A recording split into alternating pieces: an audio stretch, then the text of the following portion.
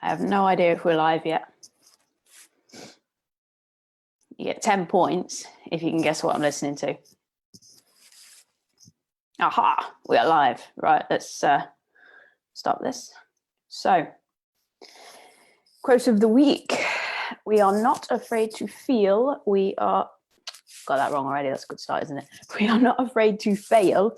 We are afraid to feel, by a guy called Ludo Gabriel. It's a quote I stumbled across fairly recently and I liked it. So I thought I'd put a little bit of a video together on it for you. The more I think about fear, the more I start to believe that it's down to two things. One, an unknown outcome, or two, a known outcome based on experience, both of which are tied to feelings. In the unknown outcome, we don't know what's going to happen. So naturally, we create a story in our head. We start to imagine what could happen. We create something based off of previous experience, and that brings up a feeling which creates the fear. In the known experience, we just bypass the gap. There's no bridge. There's no gap to bridge there. You know, we've been there before and we didn't like the experience. We don't want it again. We don't want those feelings again. So we become fearful of it. The reality of it is we're all afraid to feel. We'd rather distract ourselves than to actually feel fully because we're not equipped to deal with it. We're always too busy trying to push logic and reason when feelings don't respond to logic and reason. Feelings at the end of the day are energetic. I can't speak today, guys. I don't think I've had enough coffee yet. I need some more coffee. Someone bring me coffee. Anyway, feelings are energetic feedback. They don't give a shit about logic or reason. And that's why you can't think your way out of a bad mood. If you've ever been in a really bad mood or been having a bad day and you've tried to think your way out of it, it's impossible. You can't do it.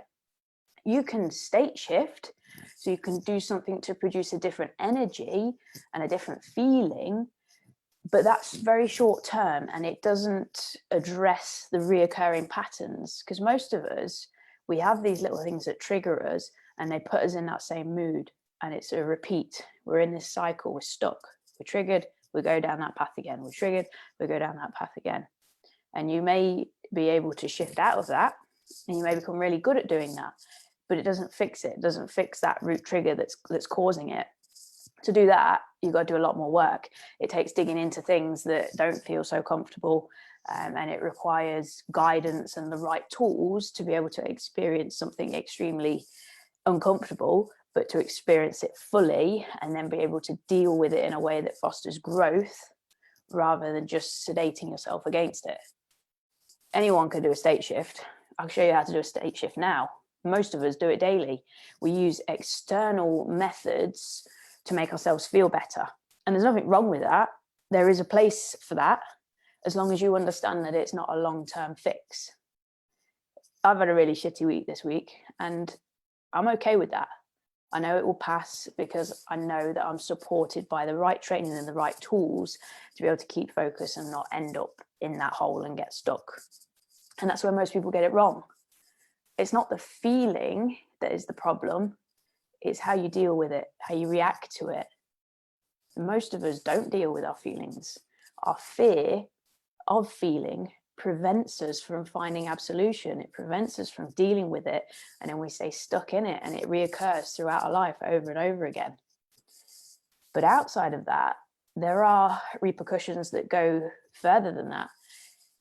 If we're always trying to conform to an orderly and logical set of rules when we are not orderly or logical, we end up starved of creativity and we find ourselves stuck living very mundane, boring lives when we could be prospering at a higher level. We find ourselves knowing that we want bigger things, but we can never get there because we're so stuck trying to stick to logic and order, when if we bypass that, we'd open up that creativity, and that is what helps us jump up to that next level. There is order in the world, you know, there is order in nature and things, but it's not always logical, and it is largely dependent on context. In the right context, order and logic can work, but you have to have the context. Without that, trying to force order and logic will end in disaster, which is what we do with our feelings. You can't force it and then expect a beneficial outcome. For many, many people, it's massively freeing when we stop trying to conform and we stop making decisions based on logic. But the only way we can do that is to actually feel, to get past the fear and to feel everything, the whole spectrum, even if we don't necessarily like it. But we've got to do it without judgment or without trying to understand. It's just a feeling. And as I said earlier, feelings are just energetic feedback. It's just energy and chemicals moving around your body. So the secret then to beating fear lies in learning to feel. It's a very long-winded way of saying it, but I think you get what I'm saying. If you let me know in the comments that you get what I'm saying and what you've taken from this. So I know this week has been a very weird week for many people, including me. A lot of people reach out to me because they've been struggling, things have not been great. But at the end of the day, you've got to remember that the world responds to energy and vibration and frequency, not logic or rationality. So whilst things may be going a little bit awry, you're trying to understand it through logic and reasoning rather than just feeling it and going with it.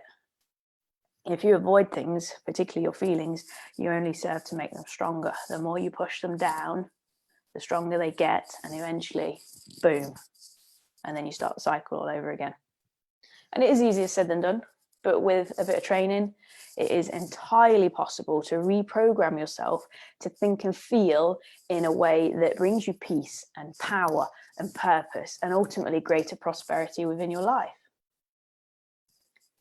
It takes work, but it is possible. So I want you to drop in the comments what you've taken from this. There'll be something that stands out for you. I know I have waffled for a good, 5-6 minutes. So drop something in the comments what you've taken from this, and I will see you all on Tuesday for the live podcast. Have a great Saturday, you lot.